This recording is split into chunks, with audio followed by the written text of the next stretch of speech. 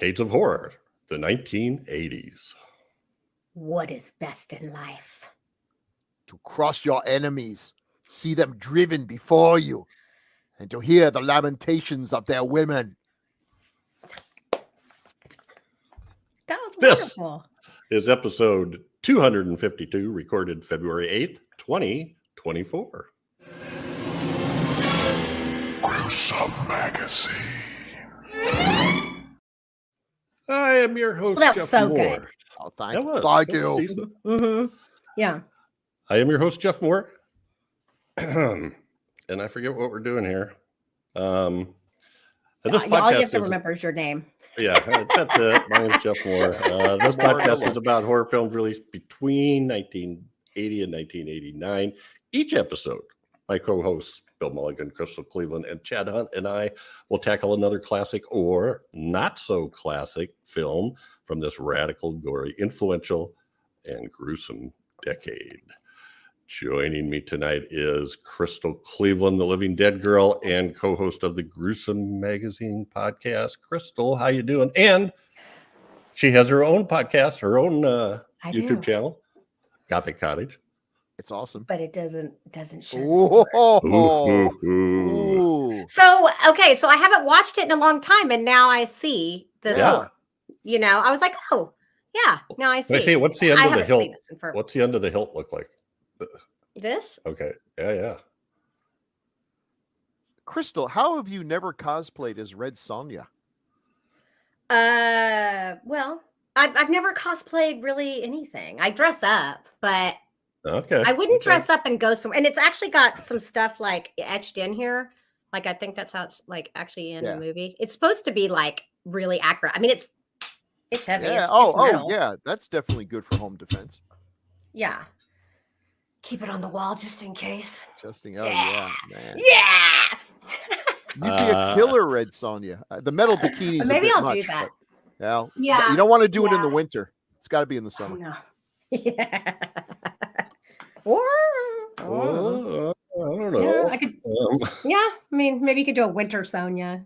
That sounds odd. Chad Hunt is I'm not sorry. with us tonight. He couldn't not. join us because he works for Simon Legree. No, I don't know who he works for. So, but life interfered.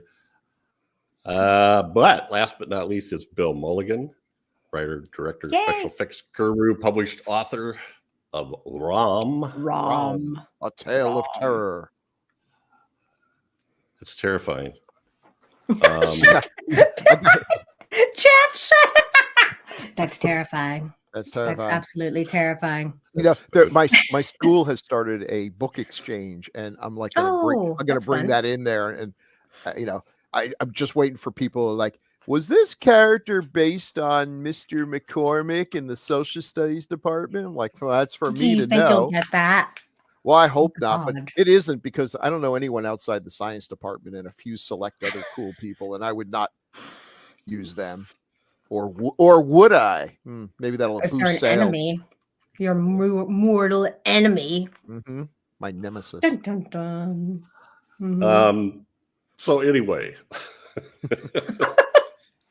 See, without Decades of horror. Chad here, we're just a rudderless ship. yes. Mhm. Decades of Horror and usually he flops over backwards, passed out asleep, and then that reminds me to move things along. Oh, yeah. Decades of Horror and Gruesome Magazine are partnering with Play Now Media on several of their channels. In particular, Decades of Horror of the 70s and 80s is on the Wicked Horror TV channel, and they are totally up to date. And all of our podcasts going back to 171 when we started doing video are up there. And as usual, and they have some pretty cool content. You can sort stuff by decade, so check them out. You can not pay a fee and get commercials like Tubi, or you can pay a fee and get rid of the commercials and see some more premium content. So check them out. I keep doing these spoiler alerts, but it's like I don't even care how old it is. We just it's 40 years old, 42 years old. So our movie tonight, as you probably know just from the title of the podcast, is Conan the Barbarian. That wig or whatever. That's- God, I it's know, so wow. I bad. know. It's like a So potato bad. with a wig on it. So the Yes. picture I put up with the details is Ben Davidson, and there's a reason for that. First off, he was the guy I went, oh heck, that's Ben Davidson. And Bill didn't put any pictures of him in. So Ben Davidson was a football player in the 60s and 70s, and then went on to act. I guess did some acting. Yeah. Now, If you can call it that, I don't know. what, I'm just kidding. I'm just kidding. I'm just kidding.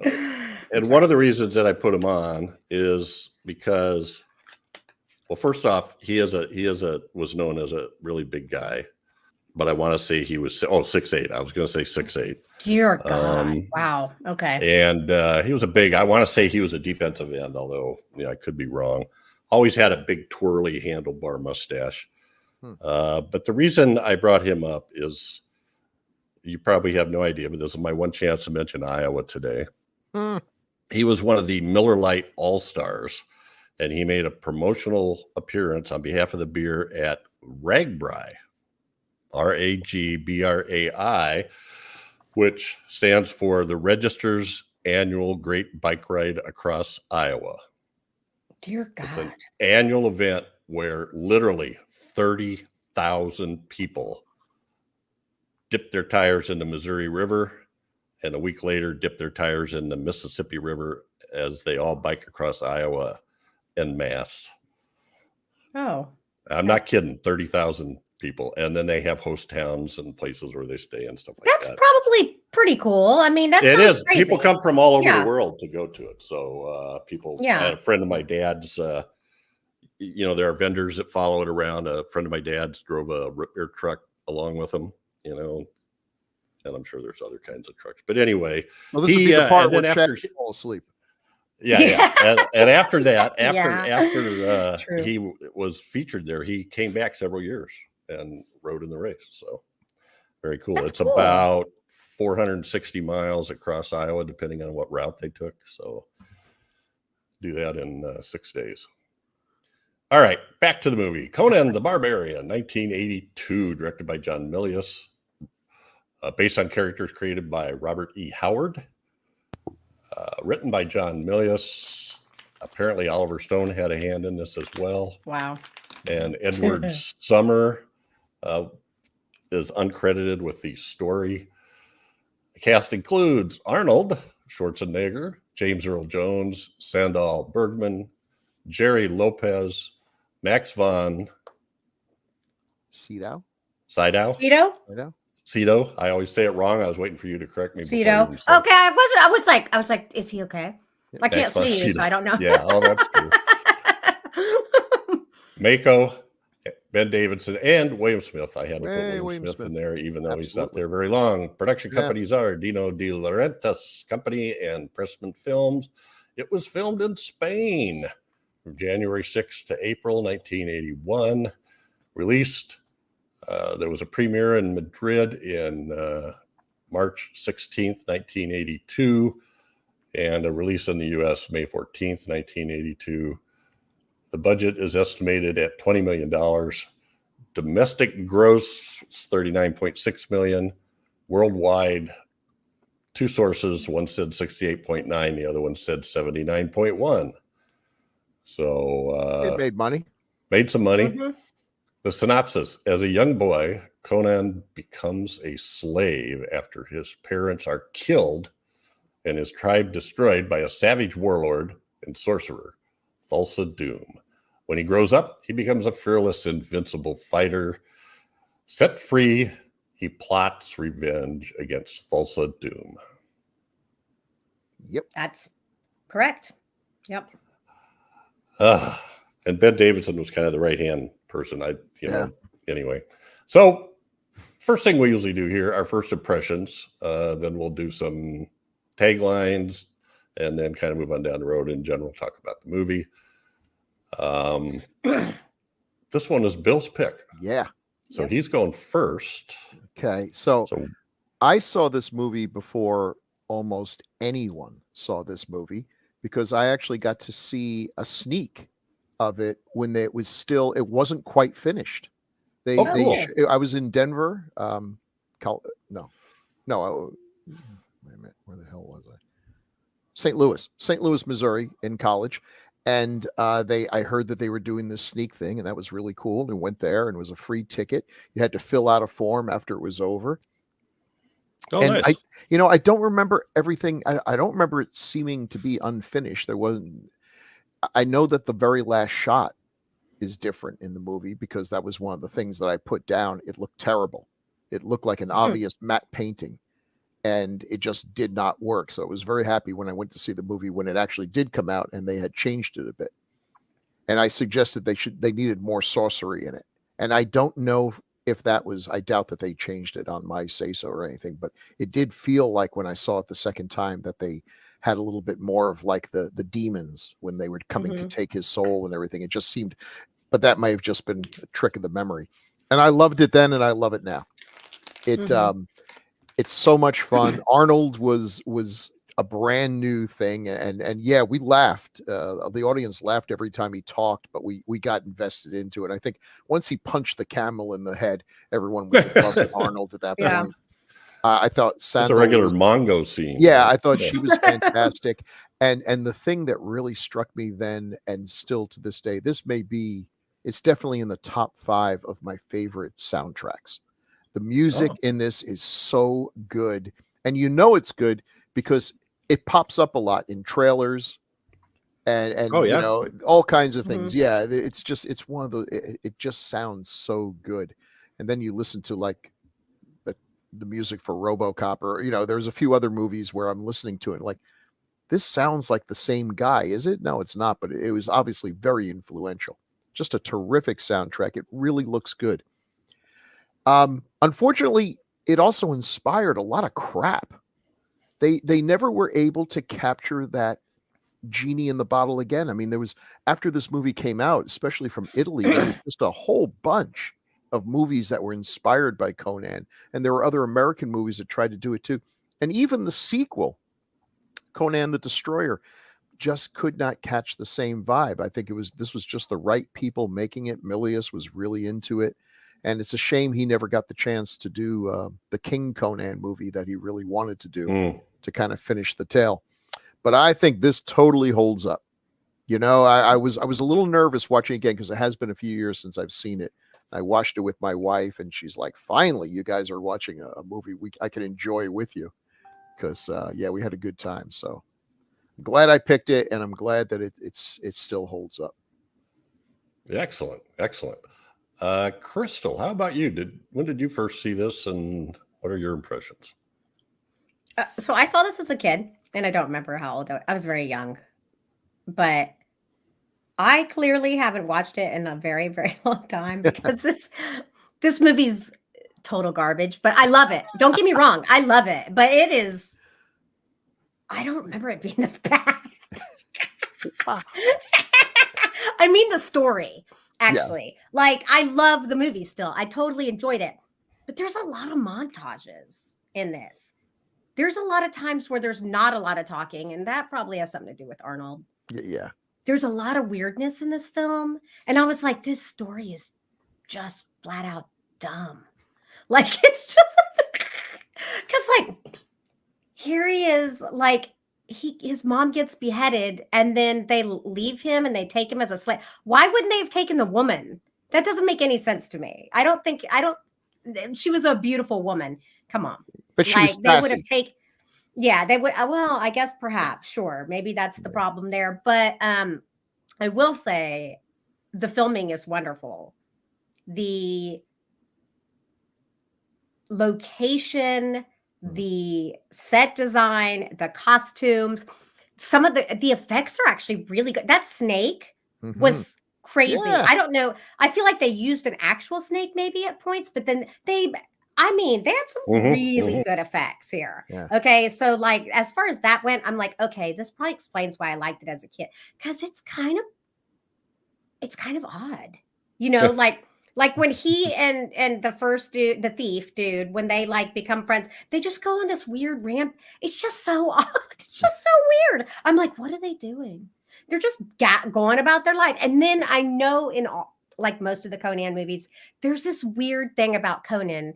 Like anytime that he gets, in a certain place, like when he gets the money, he becomes this weird, like bored, like odd character. Do you know what I'm talking about? It's very interesting. Like when after he becomes king and stuff, he's just like, it's like he's not meant to be tied down to any location. I think that's what the point is. Right. Exactly Yeah, right. I think that's what the point is of that, which I can get behind that. I get it. But just the way that it's like conveyed it feels so odd. Look, I love Conan. I do think this movie still stands up, though. Absolutely. I agree with Bill. And I still love this movie. I just don't remember the story being so bad. I just don't remember the story being so bad. Okay. All right. Yeah, that's it. Yeah.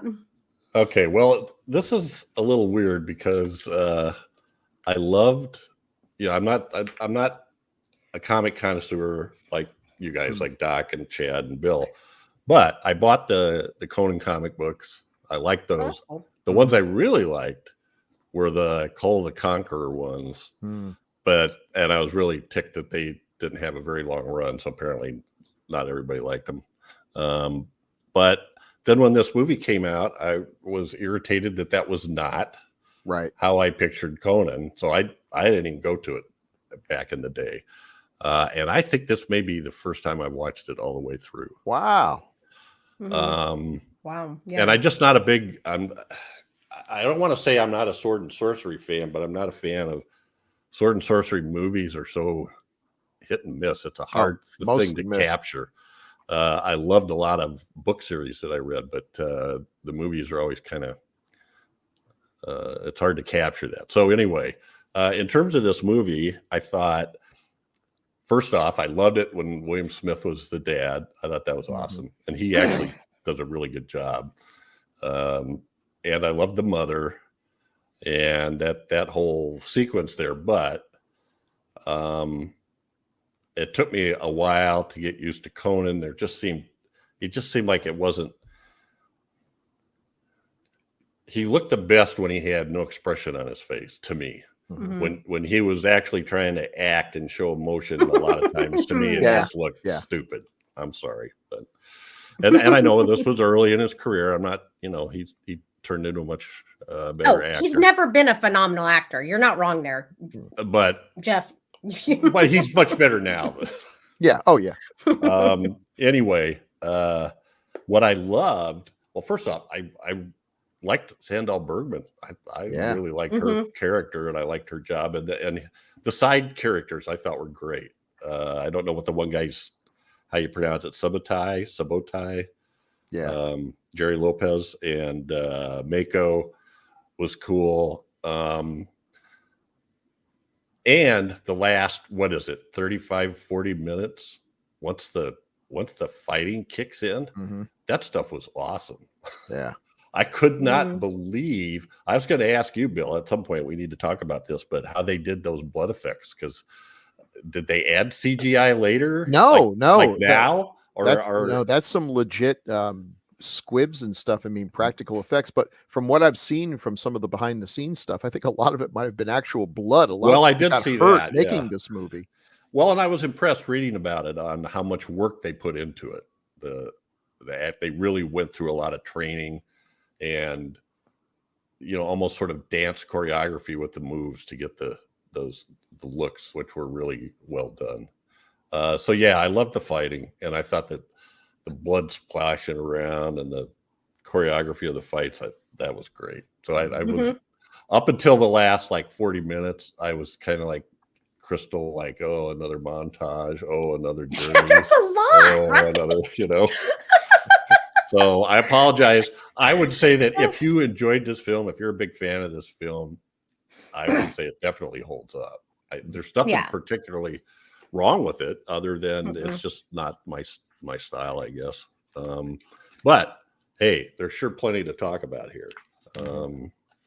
So let's do that. Do I have a setup for this? I think I do. Yes, I do. Well, first we have to do taglines. Oh. And I think ready? Crystal's doing taglines. Go right ahead. Okay. I will. Oh, wait a minute. Tagline. Wait a minute. I don't. You wait, shouldn't be where are forced they? to do this without the actual, This is good. accoutrement. Oh God. Yeah, it's better probably that. Yeah, this is fun. But Jeff, as usual, I don't know. Since I've been in California, I seem to have my mind elsewhere. And now it's time for.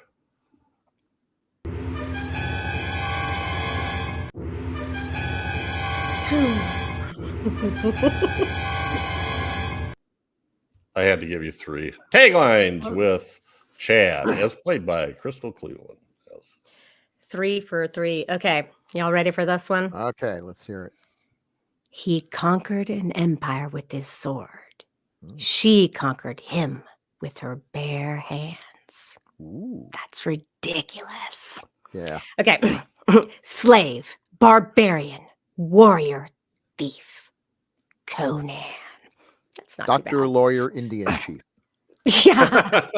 This one Tinker, is different. Tailor, soldier, spy. No. It's like it should be read thief, warrior, gladiator, king, because it doesn't have periods. But I guess it's thief. It's meant for each one. Thief, warrior, gladiator, king.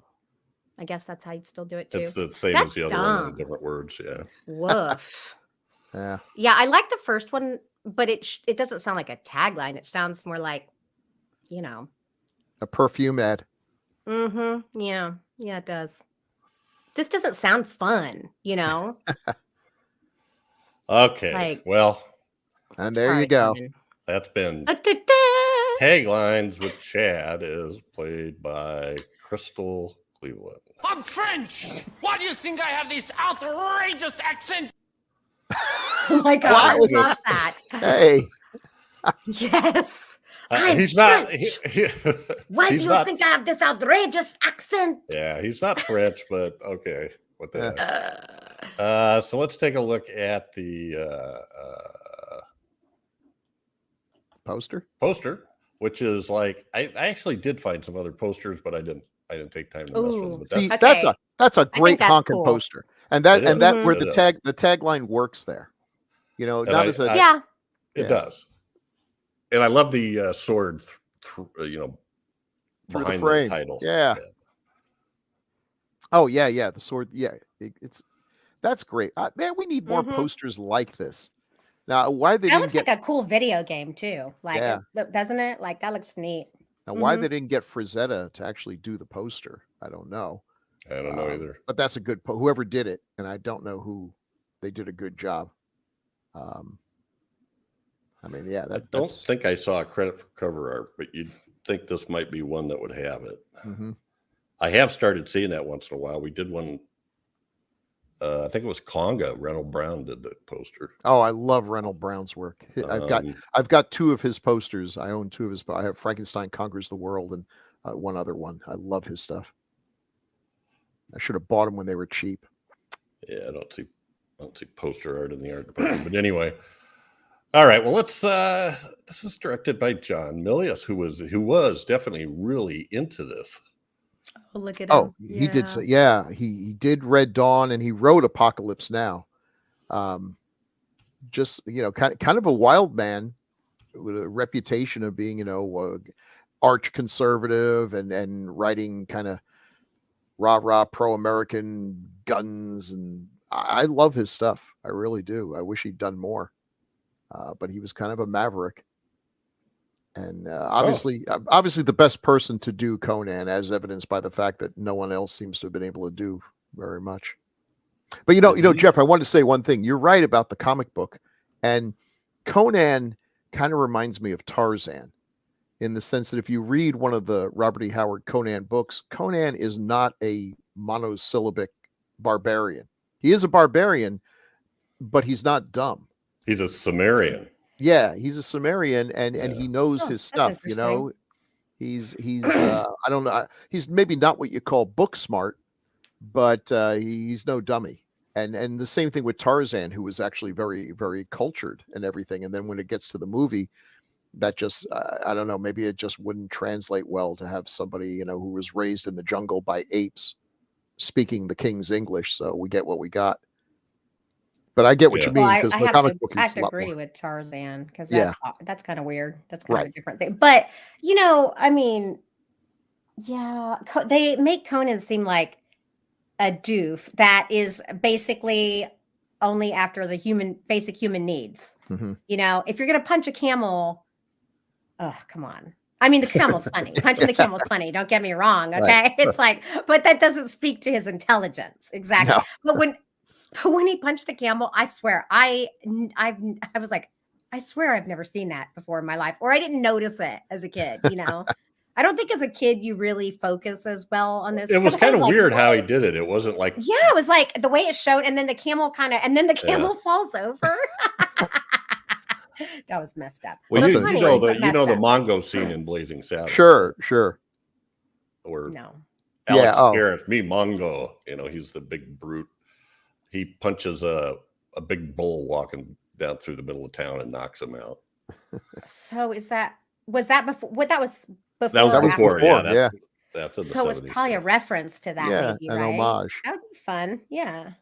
I didn't realize he wrote the screenplay for Jeremiah Johnson, Mm. Life and Times of Judge Roy Bean, Dillinger, Magnum Force. Interesting. The Wind and the Lion, Yeah. Apocalypse Now, 1941. Oh, well.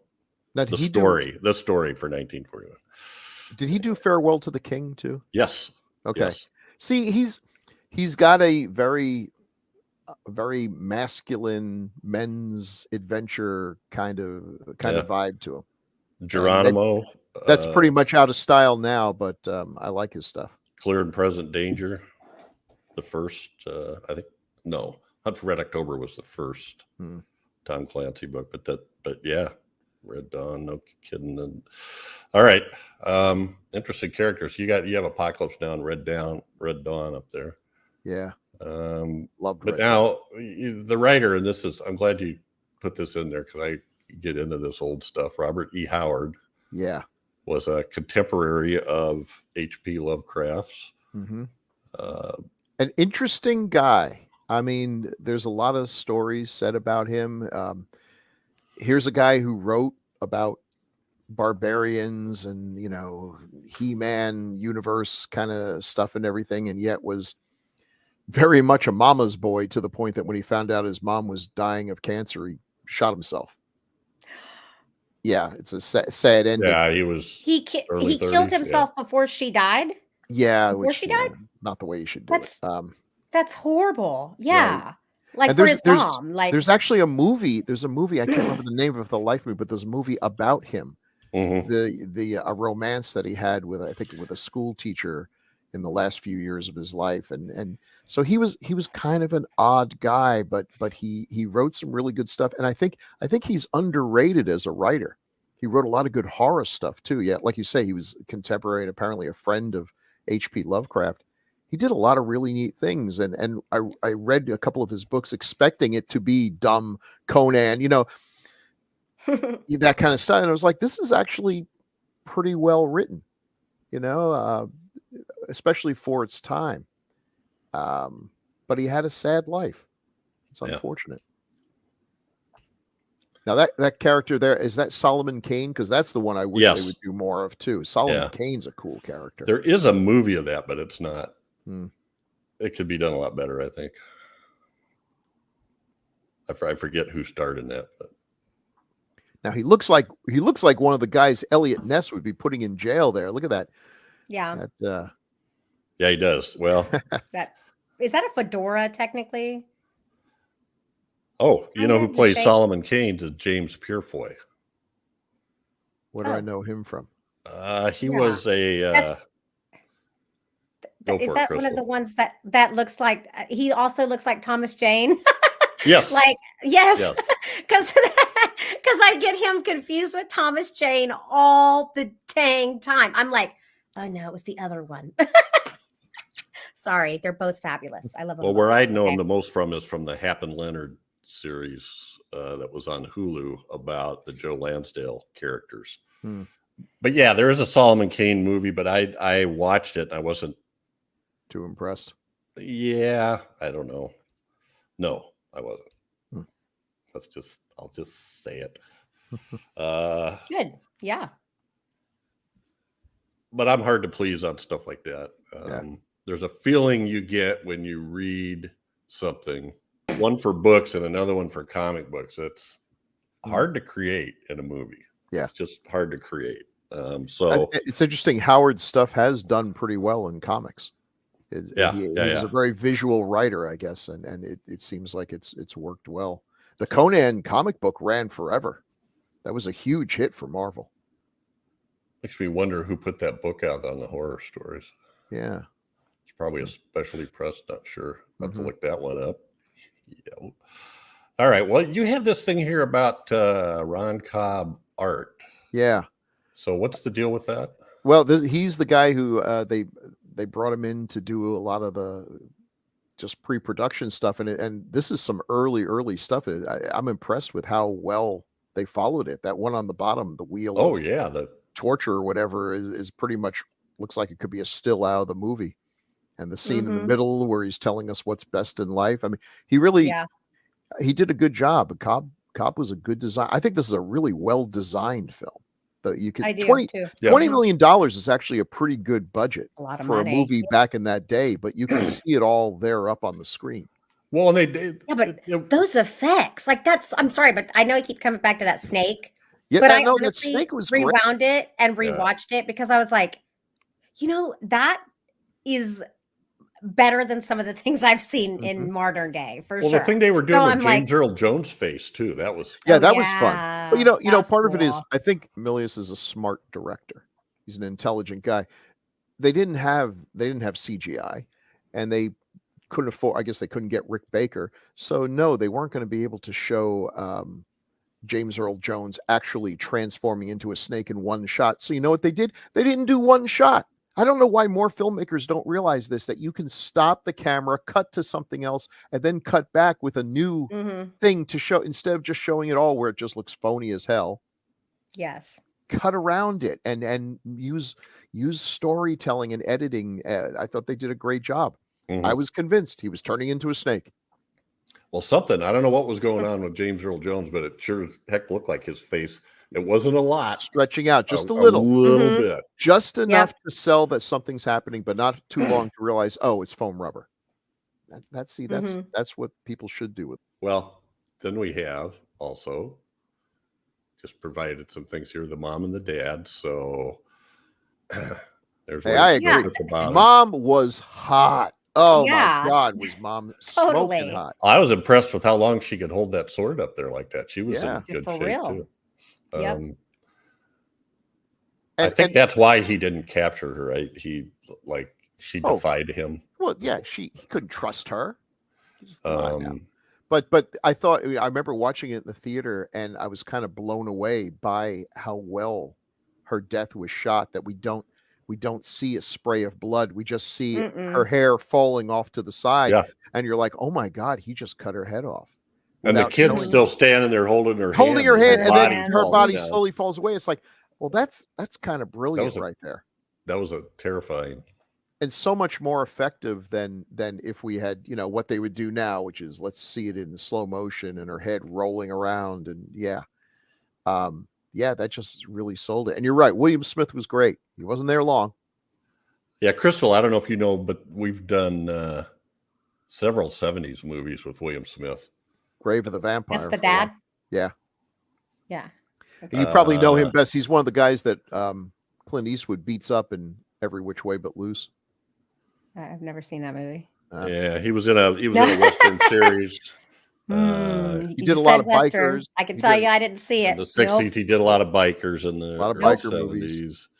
And his career started. You're so sweet. You're like his career started. His very first credit is, I think it's Ghost of Frankenstein from the 1940s. Oh wow! All the way back then. Cool.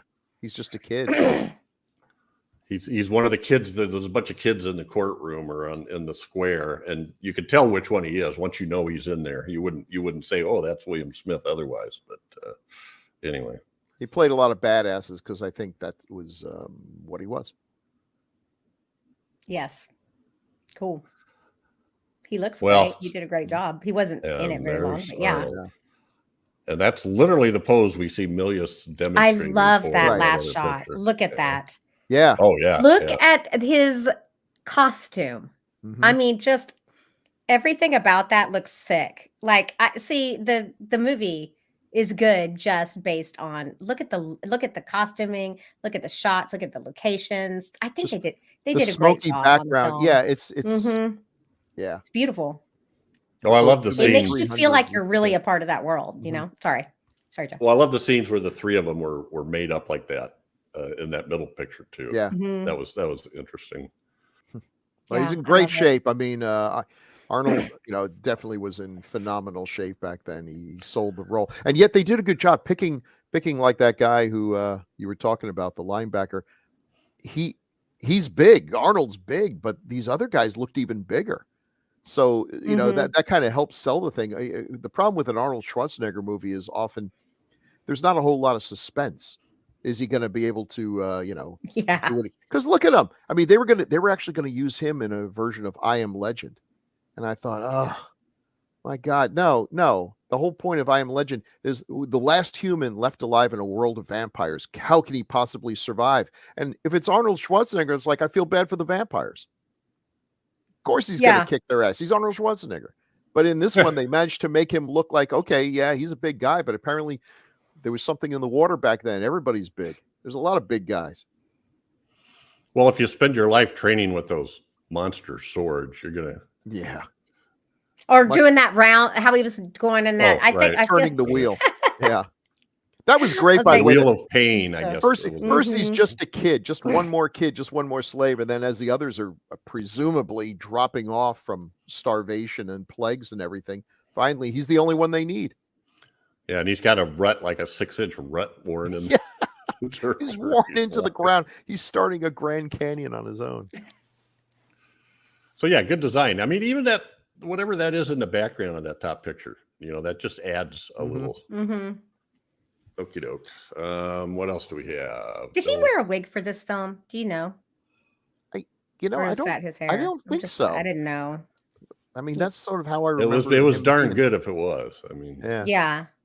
everybody else looked like they might be wearing. Yeah, one. yeah. Oh yeah. Yeah. That I didn't question. Like that picture, I Yeah. was like, oh, that wig. Ooh, Yeah, I don't that's think he was horrible. wearing a wig because the wig maker for this film wasn't doing a great, a realistic Yeah. job on the others. So I don't know why he would just do well for him, but Well, they had the whole short bang style for the snake sect people. So see, I there's- really wish they had done a King Conan because I'm with Crystal. I think there's a great story there when a barbarian Mhm. is now in charge and probably spends his days just He was I remember bored. when Yeah, I he gets bored. when I was just running Mhm. through montages and having adventures and going on quests, and now I'm reading a petition about the lack of hygiene in our plumbing and whatever. Sandal, Sandal Bergman. she's great. What a great Mhm. Valkyrie. Why didn't she make more movies? I don't understand. Hmm. She's not. I mean, she's not a conventional Hollywood beauty. Oh, I think she. I think she's gorgeous. I think she's gorgeous, but yeah. I mean, she's got like a real human nose, not one that came out of a plastic surgeon. Right. I guess so. I Yeah. get that. And that Yeah. is her on the bottom. She actually played the evil queen in the second Conan movie. No relation to the character. Yeah, Well, that's looks- wild. she looks different enough there that nobody was we saying. That's should- "Hey, crazy. We should have mentioned the Conan's mother was played by Nadiuska. God bless you." Just a one name Yeah, person. she's very pretty, striking eyes, 47 credits. but a lot of European stuff, but Yeah. didn't seem to make the crossover. here. Anyway, and I don't know why I didn't. For some reason, I had pictured in my brain when I thought of Sandal Bergman. I think I pictured some weird version of Bridget Nielsen, Oh yeah. which is not. Nah. Not. Well, didn't Bridget play Red Sonja? I think so. I Yeah. think so. Wait, was it? Yeah. Well, I get her confused with when Tanya Roberts did Beastmaster, I think, with her Right. red hair too. For some reason, I don't know why. Now, She looked so great with that red hair. Oh my Yeah, gosh. she played well, yeah. And Sandal Bergman was in Red Sonja too as the queen. oh, that I'm wrong. You're right. Oh, That's okay. what the Yeah, bottom yeah. picture. That's the bottom Mhm. picture, not Conan the Destroyer. Okay. Yeah, you're absolutely right. Red Sonja. You're right. I got it mixed up. Ugh, as usual. She's a dancer, and if you want to see all of her, she has a nude Mhm. scene in the movie All That Jazz, one of my favorites. The whole movie, not just her scene though. That is a pretty good scene. She's Roy Scheider as Bob Fosse. terrific, that one. terrific dancer, and I guess was a Bob Fosse protege or something. Just terrific in that movie. Oh, that was his debut. That was her debut. All That Jazz. And you can see that in the sword fighting and everything. She's got that dancer's body. I like watching when they get a dancer to act in a film, if they can act, because it's fascinating watching people who have such awareness of their body Mhm. that there's Yeah. just something about them you can't quite take your eyes off them, even if they're not the greatest actor. Fred Astaire was not the greatest actor of all time, but when he's moving on the screen, you're just like, oh my Yeah. God, it's like this guy has control of every molecule. It's dancers just have that quality. And if they're given a role like this where they can exploit it can be quite fascinating. Well, it said she did all her own stunts. They couldn't find a stunt woman her size. And they couldn't find a stunt man to do Arnold. They should have thought of that when they cast someone like him. It's like there's nobody else. I mean, she's 5'9" though. God, you'd think they would have, but all the training that they went through. 5'9" you can see is that picture there. tall for then, especially. Like, I mean, I know people are getting taller, but 5'9" is tall for a damn. She looks taller though, Mm-hmm. just body shape and everything. She seems taller. That's but a model. She was a presence, and you know what? She did something that is not easy to do. Yeah. She looked like she belonged there with Conan. She looked like she could more than handle herself. And this is not a damsel in distress that you're going to have to be rescuing all the time. In fact, she kind of rescues him.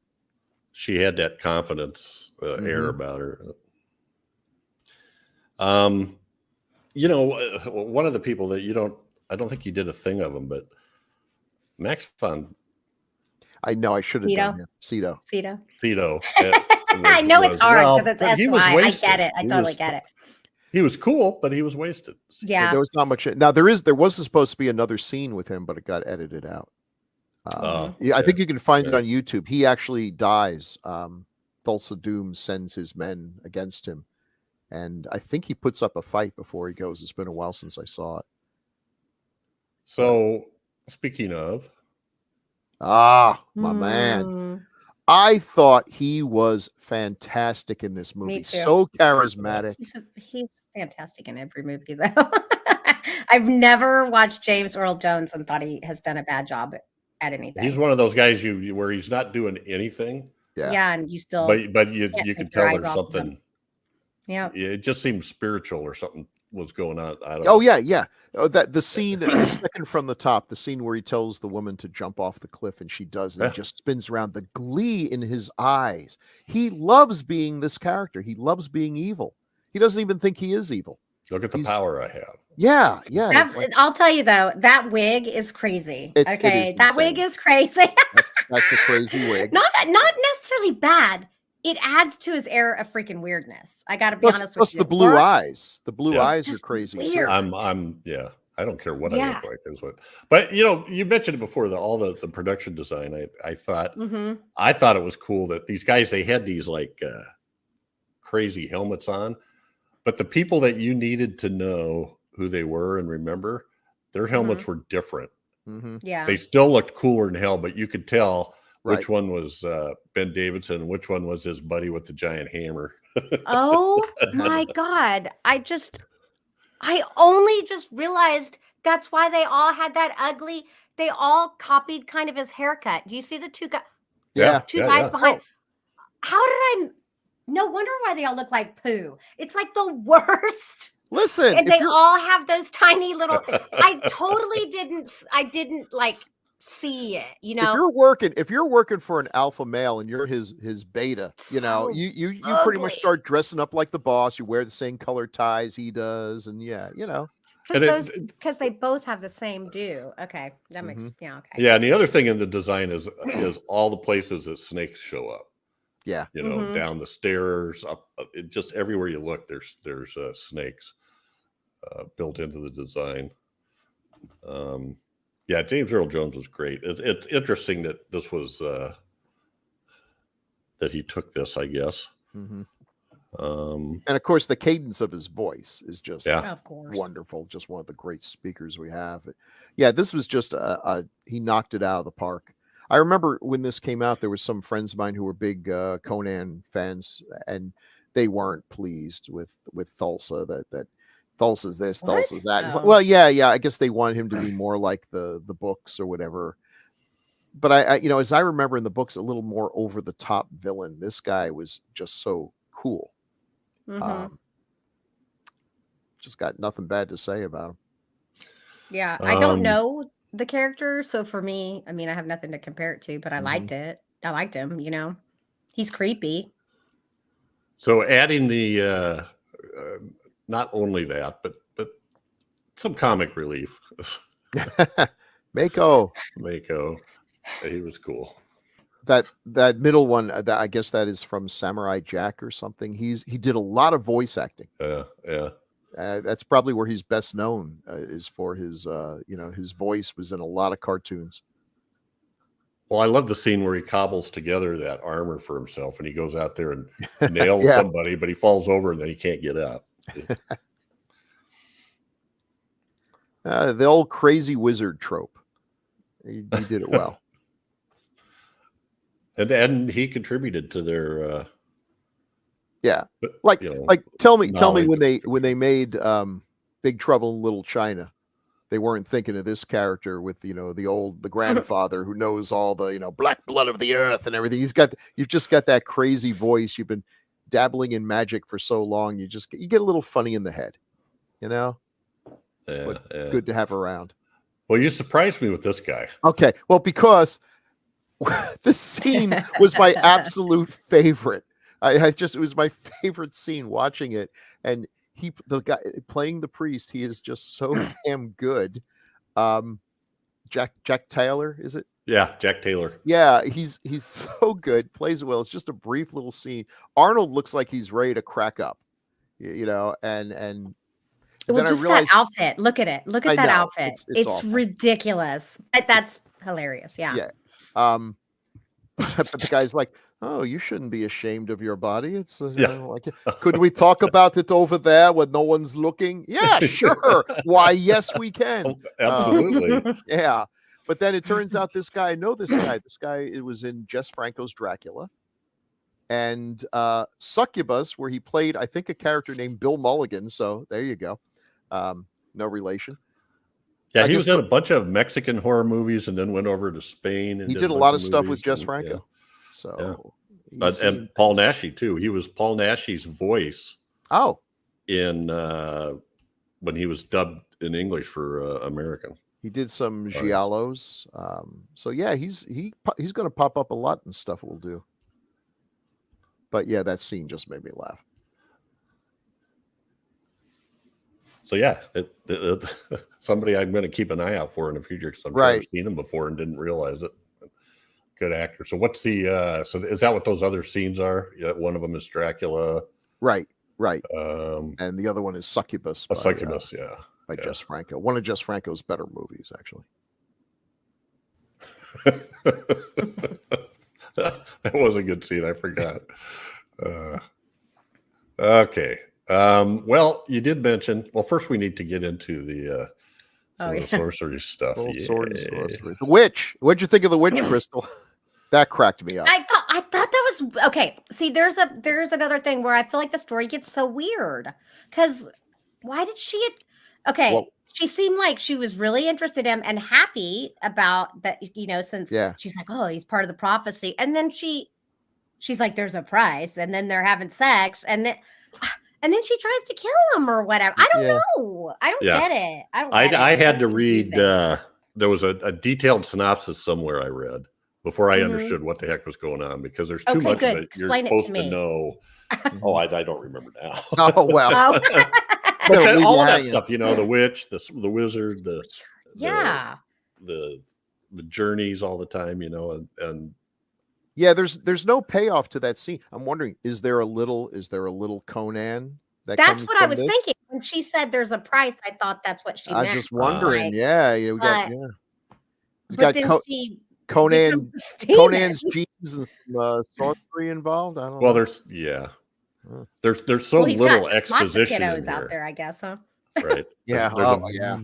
very limited amount of exposition in this movie, so you have to kind of Now the just Tree go- of Woe was a great scene. I go mean, with that's, what it was. That was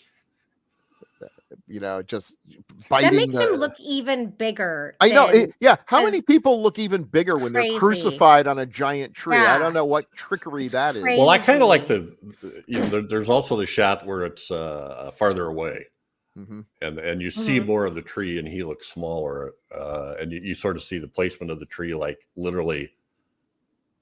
There's no other vegetation anywhere around. Right, yeah. It's just sitting there. And the snake at the top. Yeah. Oh, I love this snake. I love the snake. Thing Yeah. managed I to love- well- escape. Mm-hmm. So cool stuff. It's pretty cool stuff. And then I think the last thing was you put these all in. You mentioned it when you were talking about it. Yeah. Here's some of the crap that was inspired by Conan. Though I do like Beastmaster. Who could not? I like love Beastmaster? Beastmaster. But Okay, What, here I why am. didn't you I'm- put wait. What? You didn't put barbarians on there? oh, I should have put the Barbarian Brothers. Yeah. Yeah. That's the shittiest movie ever made. Wow. Worse than Worse some of than those yours? Lou Aren't they Ferrigno twins? They're movies. twins. Yeah. Lou I think Ferrigno's so. Hercules is You've got it times wow. 2. Yeah. You got it times 2. And of course your Mm. Hunter from the Future. Oof. Wow. Now, there's somebody in there I should know who is the. Oh, your Is that? Red Brown, I think. Oh, okay. Yep. Learned about him way back. These all have great posters. That was you begin to learn as a kid. It's like just because a video box has a really, really, really good cover, there's a pretty good chance the movie inside is going to be really, really, really awful, like super cheap. Like, why couldn't you have just done what the cover did? But well.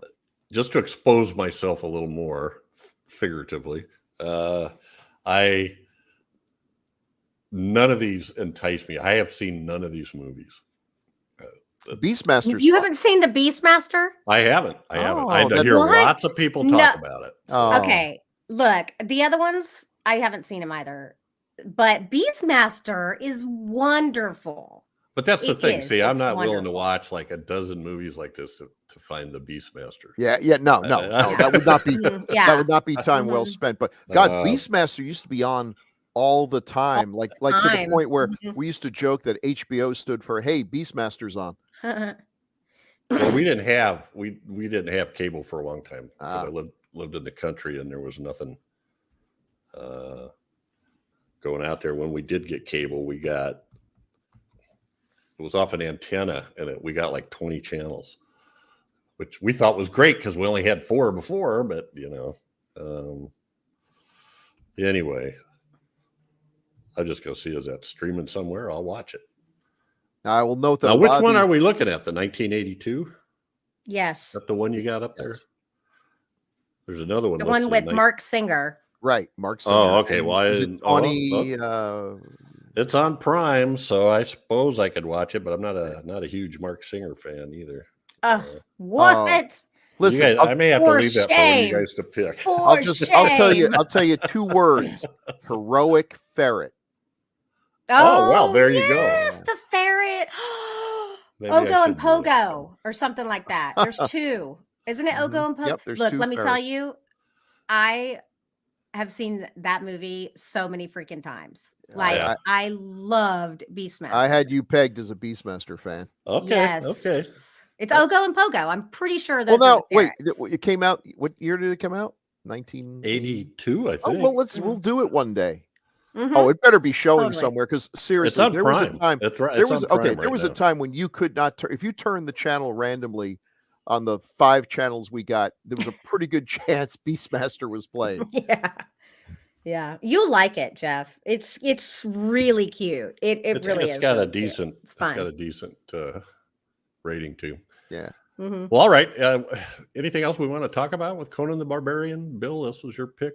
Anything? The more I talk about it, the more I like it. You know, it's Mhm. but really, Mhm. it turns out this is not a genre that's easy to pull off.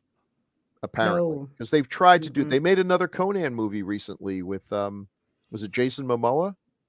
Oh yeah. Oh, And That one was okay. it was. That's the thing. You know, the best we get is okay. They made they made a movie with The Rock. I can't.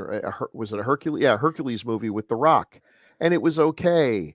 They've done a lot of these things. It's just some of not these that stuff. easy to do. I don't know The why. stuff just comes out. What Alexander Sanskar did a Tarzan movie like that's, Yeah. that's resurfaced Oh now. yeah. You know, Mhm. I feel it's strange because we're able now to do so many effects and scenes and backgrounds that we could never do before easily. But I don't know, the actors of A today. lot of them look too. A lot of the movies look too. They lack a lot of the realism for some reason. They just feel faker. Yes. I don't know why. Like it just feels fake.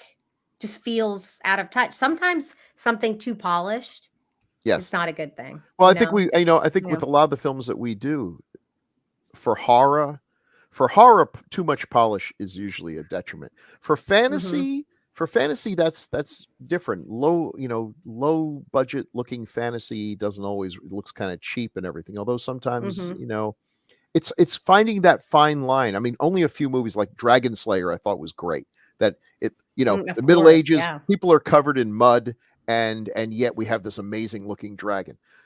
But then it wasn't very successful, was it? It's not an easy thing to pull off, and I guess that's why they don't do it. They've talked now. Game of Thrones did a fantastic job, so it can be done. There was talk about Mhm. doing a Conan cable TV show, and somehow that fell by the wayside. I think that would be interesting, especially if they could go back and do some of the original stories that Robert E. Howard did, which were often adapted in. If you can afford them, the first 20 or 30 issues of the Marvel comics took a lot of Roy Thomas took a lot of Robert E. Howard stories and adapted them, and I thought did a really good job. There's some ripping good yarns in there. Yeah.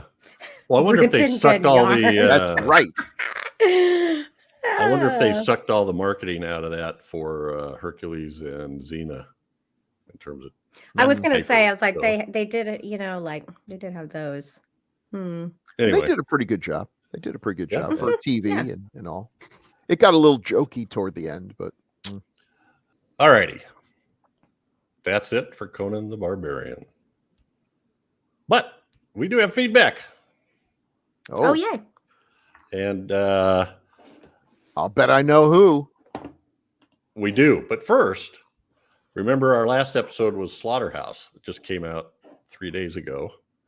And the person that suggested it, Robert Baker, has a reply here. So somebody want to take that? Bill, that's you, Bill. Okay. That's you, Bill. 251 Get ready to Slaughterhouse. read. Robert Baker. Ooh, I'm going to go fast. Robert Baker says, "Hi, all.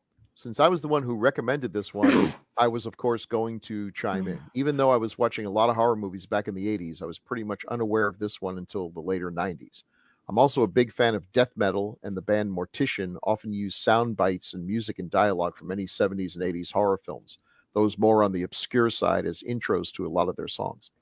When I didn't recognize the movie they were referencing in their songs, I would try to hunt it down if I could identify it.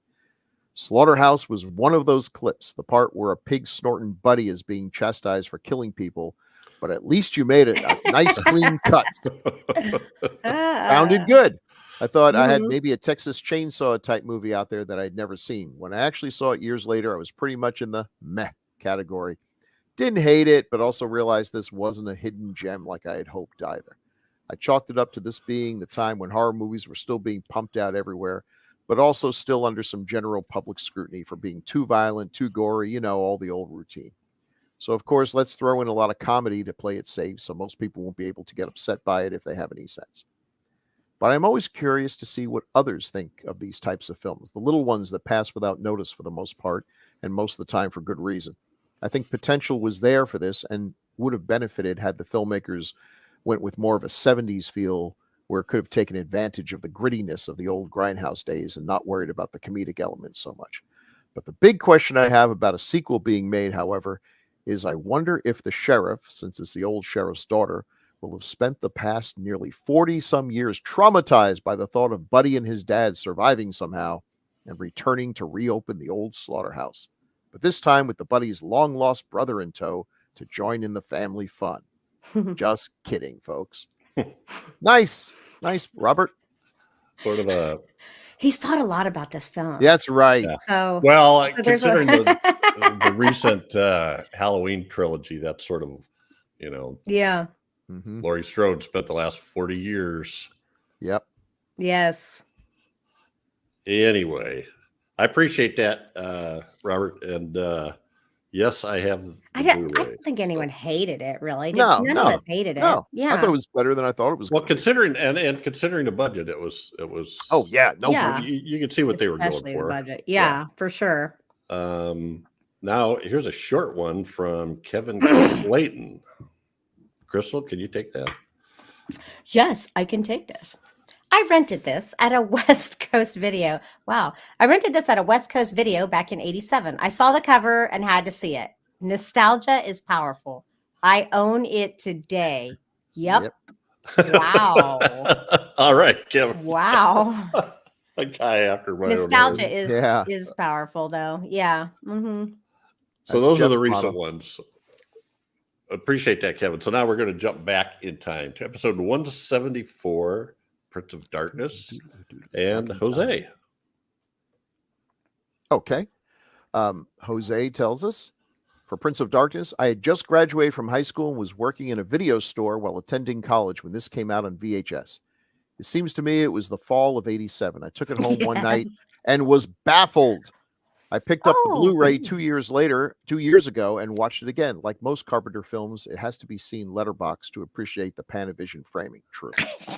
I like it. I have to admit, the opening scenes with Pleasance and the exposition regarding the order of priests who guard the cylinder was pure Carpenter. Then came a lull, and I found myself paying attention to the 80s fashions, which brought a nostalgic tear to my eye. Then back to the story. Donald Pleasance has long been a favorite. Yeah. I was student teaching in February 1995 when I opened the paper before work and saw that he'd passed away. Yeah. People like that.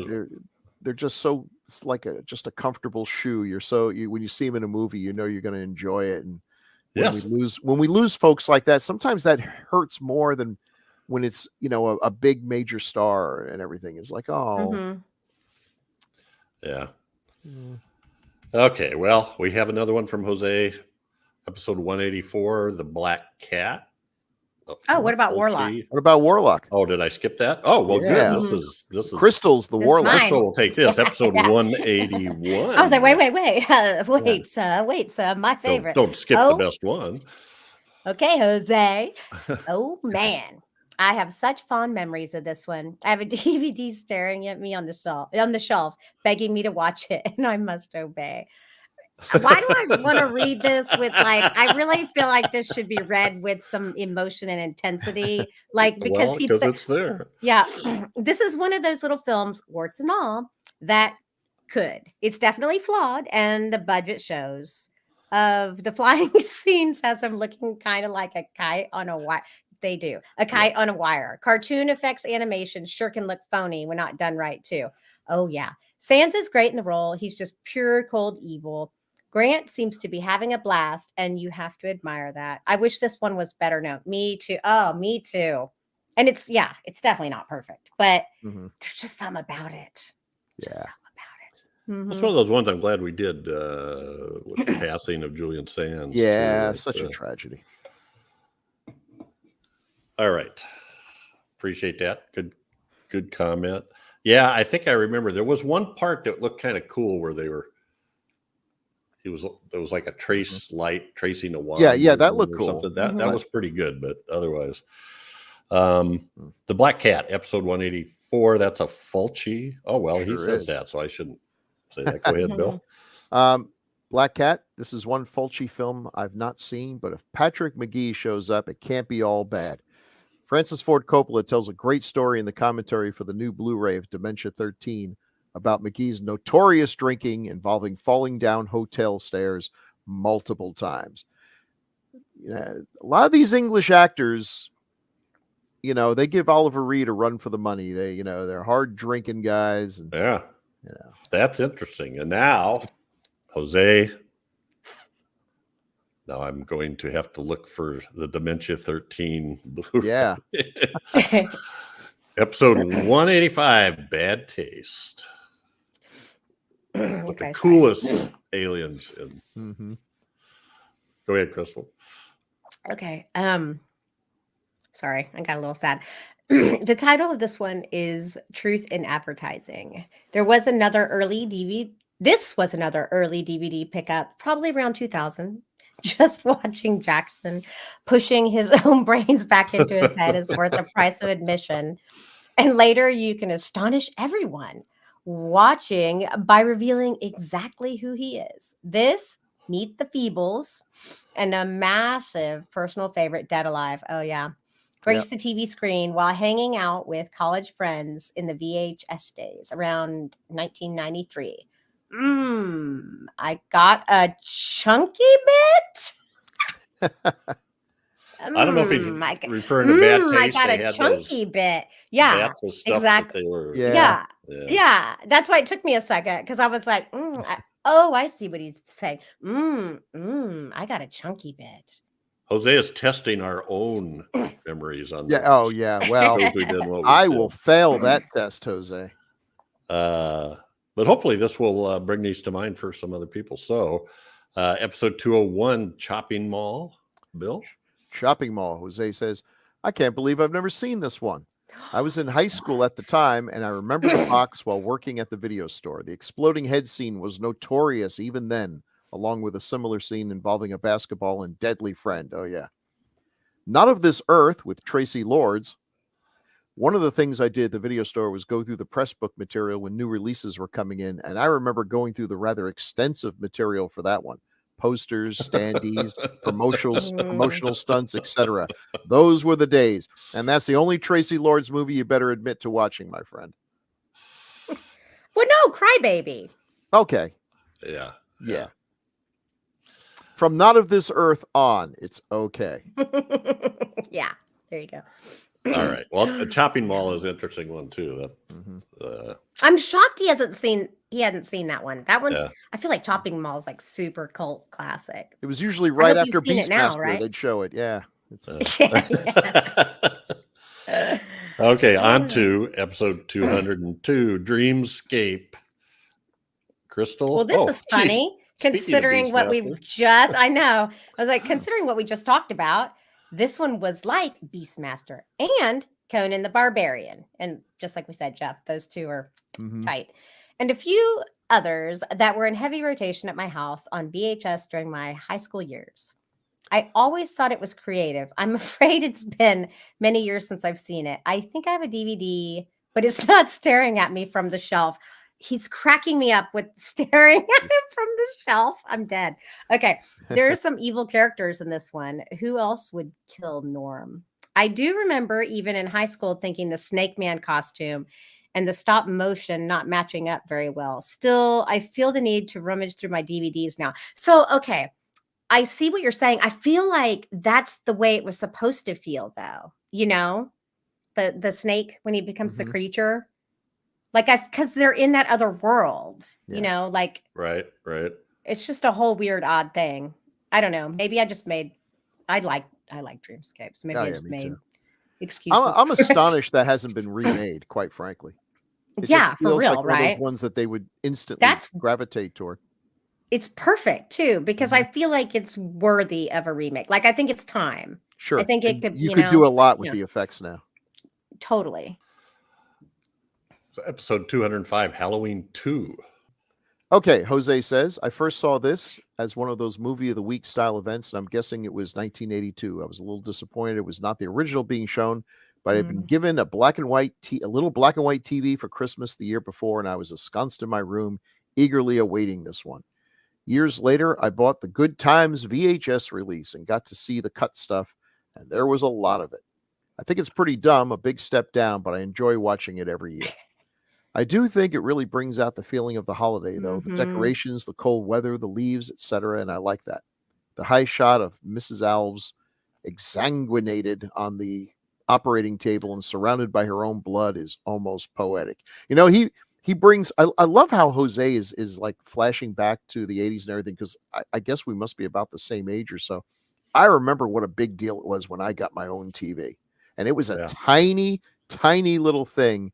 But that was like, I am a grown ass man now that I have my own TV. I don't have to share it or make deals with my sisters on who gets to watch what. And now, of course, TVs are, gigantic and cheaper probably than I paid for my little dinky one. Yeah, that whole experience has changed so much. I remember having like an 11-inch black and white portable we took with us on vacation to Minnesota in the 60s. You got one TV station that was a weird conglomerate of all the networks, just so you could get the news and stuff. Yeah. Then even in like 1980, I remember we thought we were buying a really big TV. It was 27-inch. Oh, yeah. Cathode ray tube one. So anyway, nostalgia. Yep. You can't give those things away now. 206 Life Force. Crystal? Oh, yeah. I first saw this one on VHS after its disastrous theatrical release. I've always liked it, but it's off. But it's off its head for sure. I love the organic look to the interior of the sleeper ship. Henry Mancini. I have a great deal of respect for him. If you haven't been told, he composed the score. He'd be pretty much the last person you would have guessed. He was a bit of a musical chameleon. His score for Wait Until Dark is very similar. I've always liked Frank Finlay. He was one of the better ghosts of Jacob Marley in the George C. Scott TV version. I have no idea what he's talking about. He's talking about a Christmas Carol. 1000%. No, I mean, I know what that, Christmas Carol is. I never saw that. I don't know. I don't remember the music. The George C. Scott version is a pretty good version. He makes a good. Oh, this new one that Jeff actually recommended to me. It's devastating. It's devastatingly dark. Yeah, it was good, but it was very dark. That one, Jeff, the series, like that mini series, he had recommended it a long time ago. He probably doesn't even remember. But I don't. It's like a BBC one. Woo. Not the one with Mr. Magoo. Okay. No. Yeah, and what he says about Henry Mancini is one of the seriously, like the first concert I went to, my mom took me to Henry Mancini. Oh wow! In the probably the mid to late 60s. She was a vocal music major and had taught music at school, and so I was enthralled with the stuff that he did that was TV show themes, like the Pink Panther and Peter Gunn. He wrote those. And when I learned that in the 50s, he was, there was a rule about the music credits that you had to do at least a third, I think it was, of the music to get a credit. Otherwise, they just gave it to the studio designated music guy. Whoever that is, who's like the head of the music supervisor or something.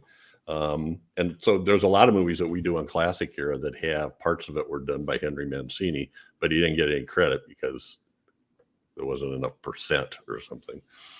Oh, anyway. Okay. Yeah, he's good.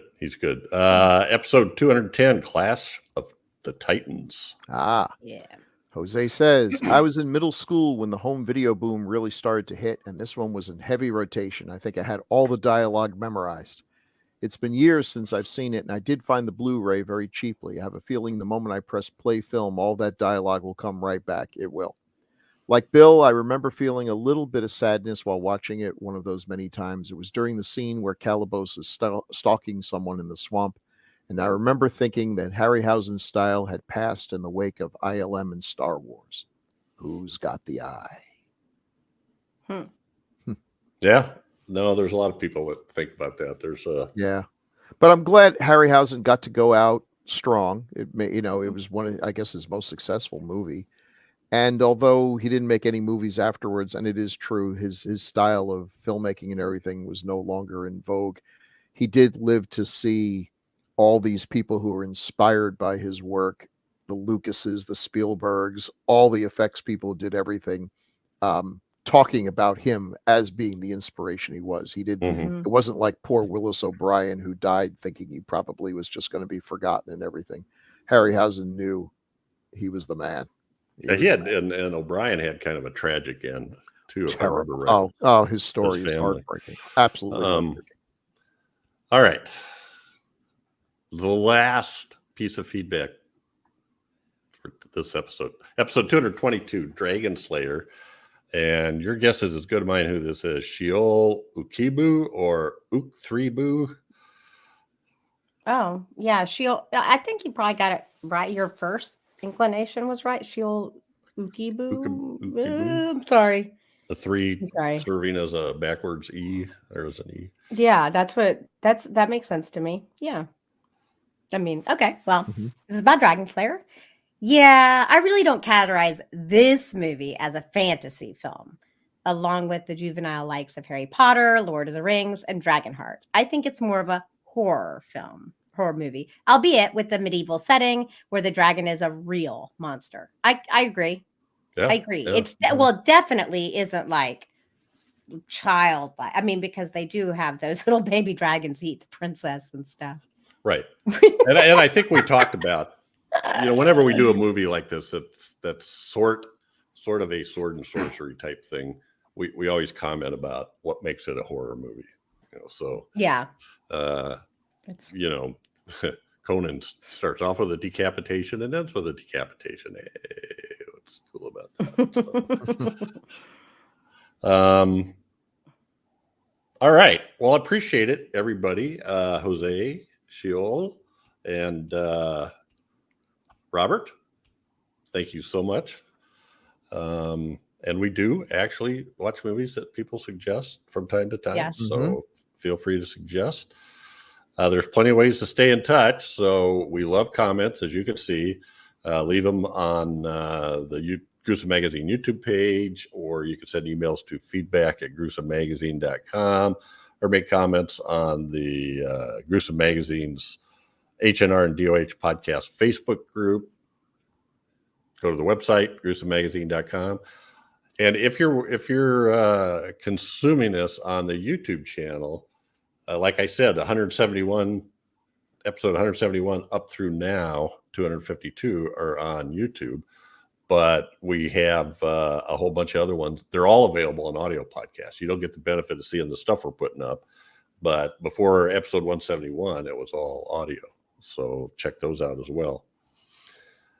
All righty. Yes. That's it for this episode. But every 2 weeks, we'll be focusing on a specific film released between 1980 and 1989. Next up is one chosen by Crystal. What are we doing, Crystal? It's Pin, a Plastic Nightmare. That's the full title, but you just call it Pin. Oh, and what does PIN stand for? Is it a thing? Pinocchio. It's Oh, is that? Pinocchio. Oh. Well, I should tell you, but okay, so it's an anatomical model. Okay.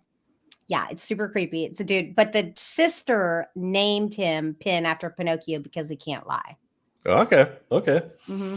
Yeah. I know nothing about this, so this will be interesting. And this one's available on YouTube, if I remember. Yeah, right. it's just y'all are gonna be like, what the hell? It's just weird. Okay, it's weird. That is all. There's not a lot of gore. You picked it. It's just weird. It's like, Yeah, I like this movie. It's just picked it, weird. yeah. That's all it is. That's all right. It's just a weird movie. Yep. It's one I've always meant to see, but I haven't seen it, so I'm glad you picked it. oh, there we go. Mhm.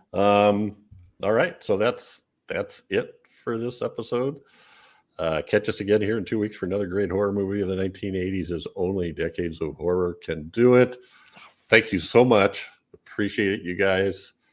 Chad, we're thinking about you. Yeah, Chad. Yeah.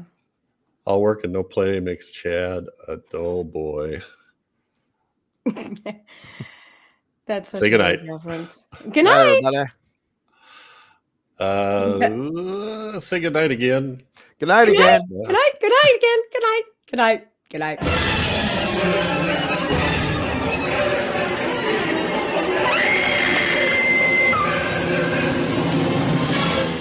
Gruesome Magazine.